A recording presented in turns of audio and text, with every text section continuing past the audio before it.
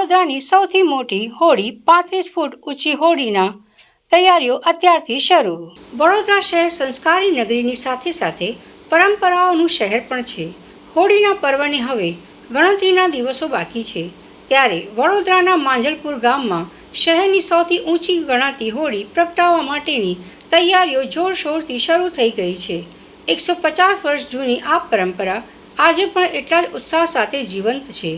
માંજલપુર ગામના ચોરા પાસે દર વર્ષે આકાશને આંબતી હોળી તૈયાર કરવામાં આવે છે।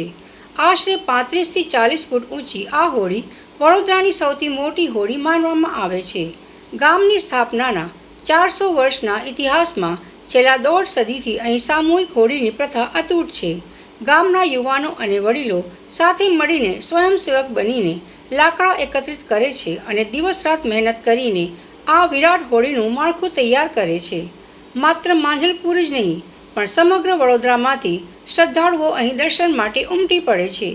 એવી માન્યતા છે કે અહીં સાચા મનથી માંગેલી દરેક મનોકામના પૂર્ણ થાય છે।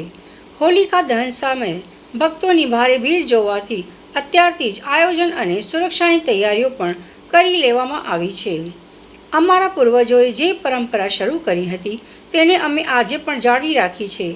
પહેલાં ગામ લોકો ઘરે ઘરે જઈને લાકડા લાવતા, આજે પણ એ જ આત્મીયતા જોવા મળે છે। આ હોળી માત્ર એક ઉત્સવ નથી પણ અમારા ગામની એકતાનું પ્રતીક છે। આ વર્ષે પણ માંજલપુરમાં ભક્તિ અને ઉત્સાહનો સંગમ જોવા મળશે। જો તમે પણ વડોદરાની આ સૌથી ઊંચી હોળીના સાક્ષી બનવા માંગતા હોય તો તૈયાર થઈ જાઓ માંજલપુરના આ અનોખા પર્વમાં જોડાવા માટે। જી બિલકુલ, માંજલપુરની હોળી એટલે મારું માનવું છે કે બરોડા નહીં, ગુજરાતથી બી મોટામાં મોટી હોળી જો કોઈ થતી હોય તો એ માંજલપુર ગામમાં છે।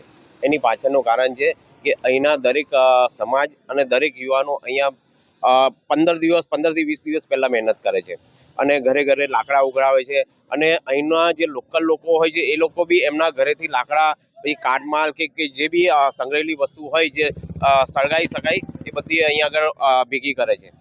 અને ખાસ કરીને કહીશ કે આ હોળીની મહિમા એટલે કે અસત્ય પર સત્યની જીત।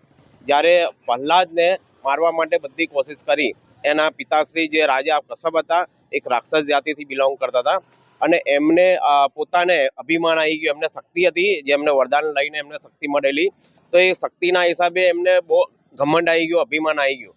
અને ત્યારે એમના જ પુત્ર જે હરિની ભક્તિ કરતા હતા તો કે હરિની ભક્તિ નહીં, ભક્તિ મારી કરો, એ એક રાજા કશ્યપનું કહેવું હતું।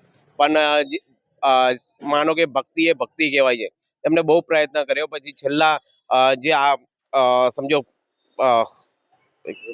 હોળિકા જે છે એને વરદાન હતું કે મને કોઈ સળગાઈ નહીં શકે, પણ છતાંય હોળિકાને બી આ રીતે ચિતામાં બેસાડ્યા અને પછી ત્યાર પછી એમને સળગાયા, પણ હોળિકા જાતે સળગી ગયા, ભક્ત પ્રહલાદને કંઈ ના થયું। એની જો એ વાર્તા પરથી આપણને જાણવા મળે છે, એ કહાની પરથી આપણને જાણવા મળે છે કે હંમેશા અસત્યની સામે સત્યની જીત થાય અને તમે ગમે તેટલો પાવરફુલ હોય કે તમે કેટલા શક્તિશાળી હોય, પણ તમે જો અન્યાય કરો અને અહમ કરો તો અહમની સામે ભક્તિ હંમેશા જીતે છે અને સત્યની જીત થાય છે।